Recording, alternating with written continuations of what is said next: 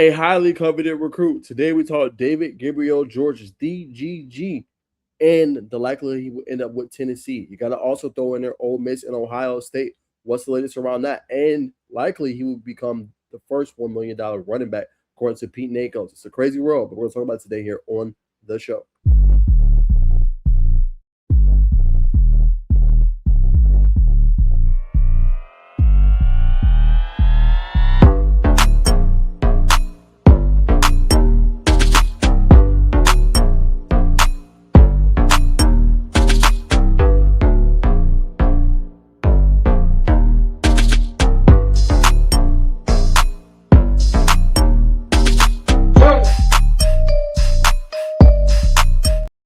All right, what's going on, y'all, man? Welcome back to the show, man. As you guys know, appreciate all my Tennessee fans, man. Y'all been running it up, man. I will continue to grow this audience.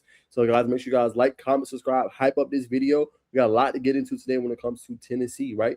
And the big coveted guy for this Tennessee program, who will be the face of this recruiting class and for the future, is David Gabriel Georges. It's that simple for Tennessee, right? And when we look at this recruiting class for the Volunteers, for the Vols, right, it has not been very easy, okay? Right now, they currently hold the number 43, according to, obviously, 247 Sports, the number 43 class in 2027. That's not typically what Tennessee does.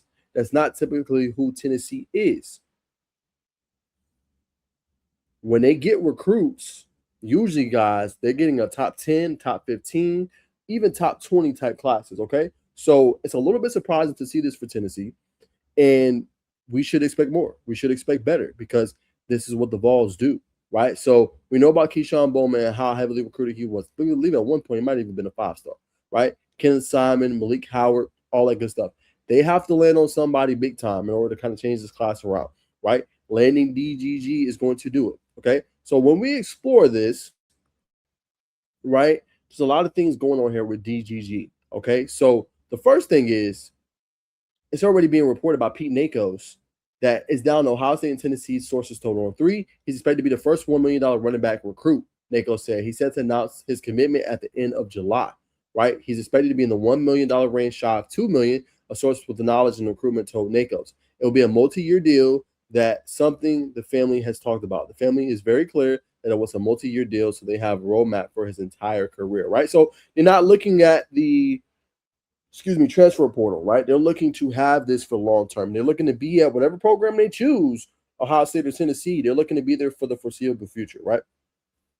Now, what does, obviously we know he brings to the table 5'11", 200, explosive back, can catch the ball out of the backfield, right? We know how many yards he rushed for, 1,800 yards practically, 27 touchdowns.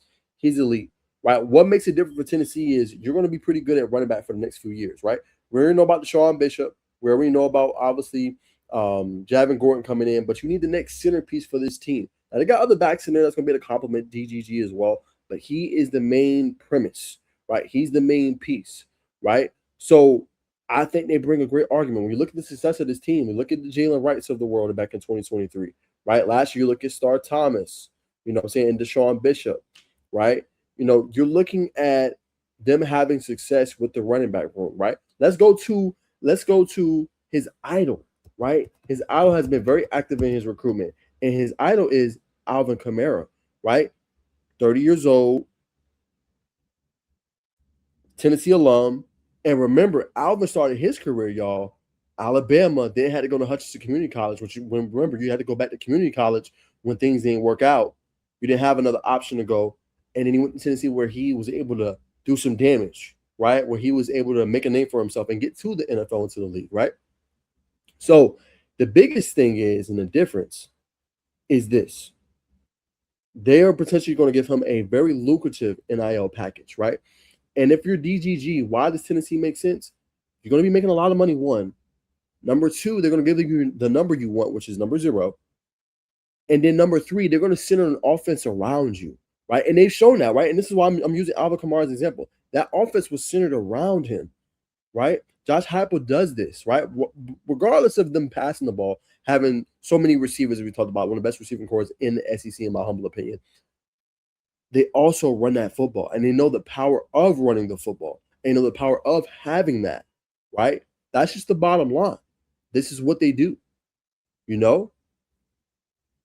So yeah, it's like everything goes into the fold. And like I said, going back to my previous point of they tailor offense around you. But despite Tennessee having that 3-headed or 4-headed or 5-headed monster, right, in the wide receiver room, they're going to tailor the offense around you, right? So to me, Tennessee has everything you need. Now, when we go to the Ohio State things, right, let's talk about Ohio State. Ohio State is a great program. You know, if you play there, you're going to get to the league. Quishon Judkins, right? You obviously look at Travion Henderson, like same thing.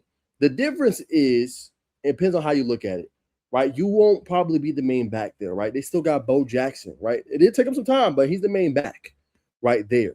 Okay, now Ohio State can offer you a pretty penny. They can offer you some good money, you know what I'm saying? But the difference with Ohio State is you won't be the main piece or the face, right? The face is going to be the receivers. The face is going to be, you know what I'm saying, the quarterback and the defense. When you come to Tennessee in the vault, like DGG, you're going to be the face of this program and this team. Okay, and that's what's going to happen. All right. And I feel like I said, everything else sets up for him there. Right. And then once you have that team predicated around you, your number, your idol played there, you play at Baylor, Tennessee, you literally play with Peyton Manning's son, everything points into the favor of Tennessee, barring anything unforeseen. And here confirms it from Buckeyes Wire. We already had a report from 247 Sports, Steve Wolflaw, that seemed to point to Gabriel Georges' uncle giving everything but the stamp of approval to Tennessee's standing in the recruitment of one of the top 2 backs coming out of high school in the 2027 class. Shortly after that piece dropped, however, Gabriel Georges himself seemed to throw cold water on that notion. Well, now we have On3 weighing in, and you would be well advised to take it with scarlet and gray grain of salt. J.D. Piquel and Josh, what's that? Let's go say Josh M. I don't want to butcher his name. Discussed the recruitment of Quebec native who is now playing high school ball in Chattanooga, Tennessee. It's at least interesting, and you can tell or you can listen to the segment for yourself. M believes both teams have the NIL money and ability to lure Gabriel Georges, and that's all is going to come down to relationships. Bottom line, it looks like things are pretty even with Tennessee and Ohio State. Most experts still have the Buckeyes as the leader, but there's other intel out there saying Gabriel Georges' relationship with the Vols staff overall is a little better, while OSU running backs coach Carlos Lachlan has the best relationship with him from a one-person perspective, right? So we know, again, this decision is on June 22nd. Everybody's going to be covering this. Everybody's going to be talking about this, right? Because it's a massive deal, right? To me, I feel like the lean right now is Tennessee, right? It makes the most sense for him, right? Because they just have more to offer DGG.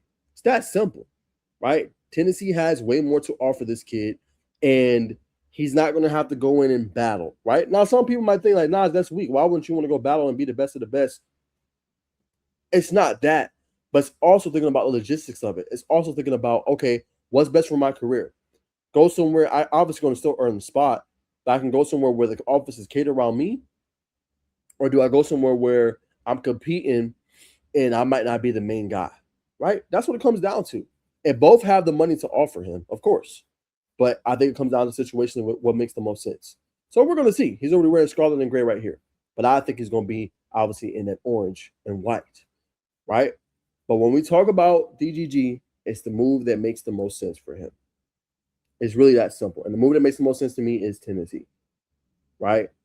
For your career, what you want to do, all that good stuff. This guy's a special talent, potentially even generational. Go somewhere where it makes the most sense. Now, I think for Tennessee, obviously going to make a decision beforehand. Having a good year is going to matter too, right? Because the key in all this recruitment that we talk about, Tennessee not having like one of the top classes, and I know they already got some commits. Remember, sometimes you need a face of your recruiting too, right? Alabama does as well, right? It just got Kingston pre-year early in 2028 as a quarterback. The difference is they're going to use him as the face of their recruiting for 2028 as they try to get guys in, right? Tennessee hasn't gotten that guy just yet, right? They're getting them in late July, right? Recruiting starts to kind of slow down a little bit with the season right around the corner, fall camp, all that good stuff.